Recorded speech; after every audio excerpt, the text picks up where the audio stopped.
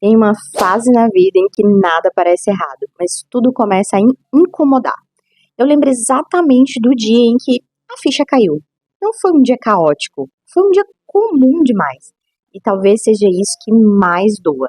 Perceber que ninguém vem te salvar no meio da normalidade. A gente cresce esperando que algo aconteça, uma conversa, um reconhecimento, um pedido de desculpas, um amor que entenda, um trabalho que finalmente te veja. Mas a maturidade chega quando você entende que esperar também é uma forma de se abandonar. E dói. Porque assumir que ninguém vem te salvar significa assumir que agora é com você. Sem plateia, sem manual, sem aplauso. E quando essa consciência chega, ela não vem com respostas. Ela vem com silêncio. Eu sou a Ayala Gomes. Aqui não tem nicho, tem personalidade e filtro. Sol do café.